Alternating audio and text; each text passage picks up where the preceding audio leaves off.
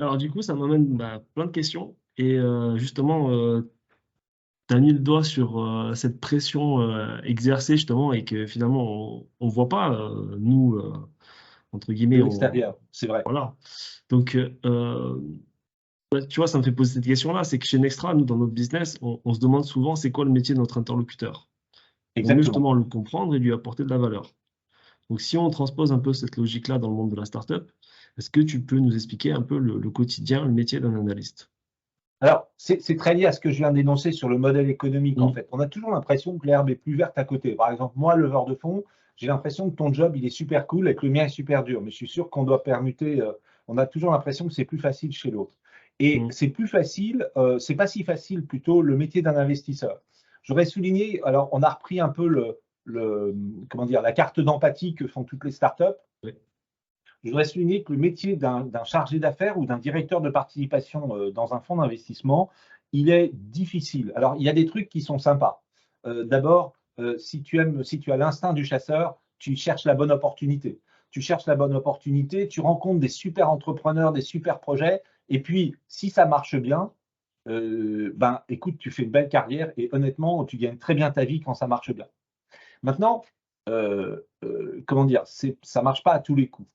Et le stress d'un directeur de participation, et franchement, ce sont des vrais stress. Quand on les connaît bien, on sent c'est pas si simple en tout cas. Tu gères des millions. D'abord, pardon, Tu gères des millions, tu as la pression du tu zéro. gères des millions pour le compte de quelqu'un d'autre. Mm. Tout le monde te sollicite parce que tout le monde pense que tu es riche. Donc, tu reçois, en moyenne, un investisseur, il va recevoir, enfin, un fonds d'investissement, il va recevoir entre 5 et 10 projets par jour. Daniel, par jour.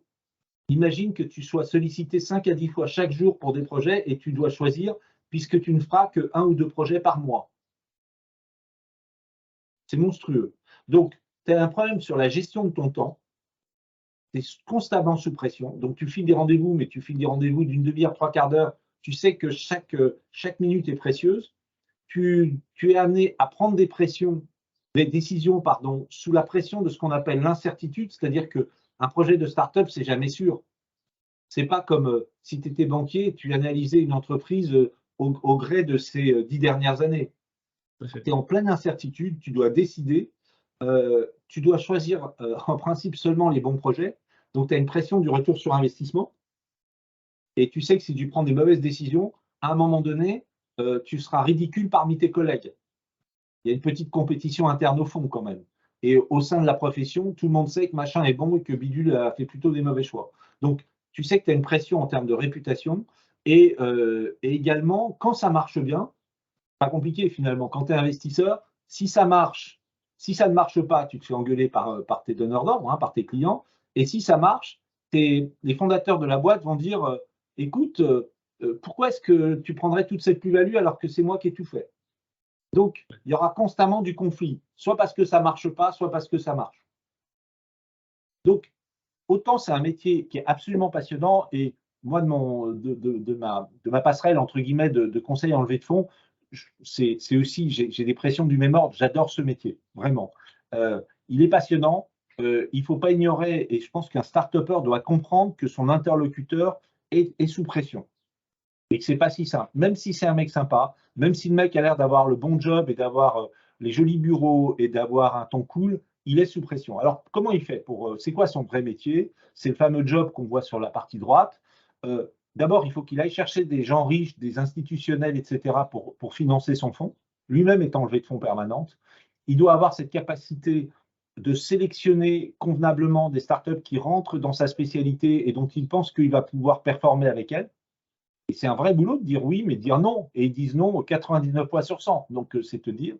Euh, il faut avoir la capacité sur les projets, donc ils ont décidé que c'était des projets qui étaient bons pour eux. Il faut avoir cette capacité de faire la bonne négociation, de monter le bon deal. Alors évidemment, on essaye d'acheter le plus bas possible, mais on sait que si on achète trop bas, ça ne le fera pas. Donc il faut négocier intelligemment, il faut monter un deal, c'est un vrai métier.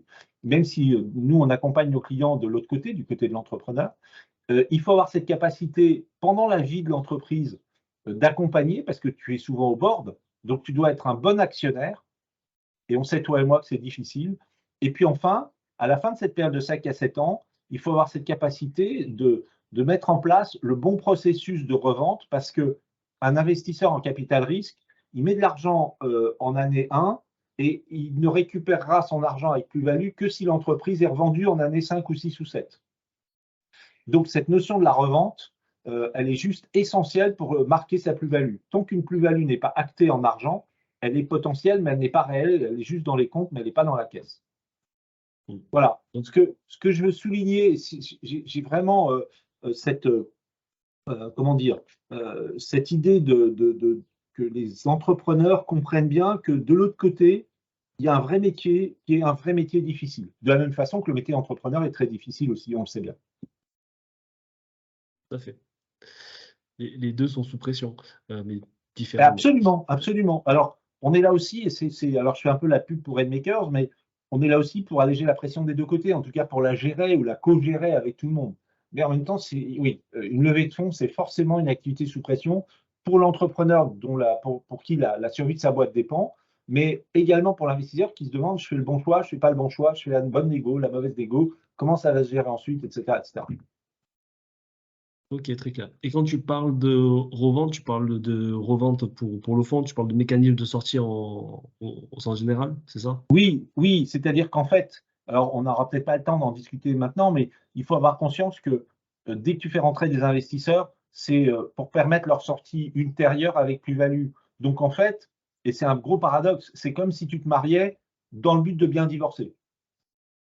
C'est vrai. Hein. Et alors, moi j'ai des cheveux gris, mais voilà, c'est un vrai sujet. Et en fait, l'idée générale, et les investisseurs se débrouillent pour que ce soit, on va dire, dans le pacte d'actionnaires et dans la discussion, l'idée générale, c'est que dans 5 à 7 ans, il faudra revendre la totalité de la boîte pour que chacun puisse y trouver sa plus-value.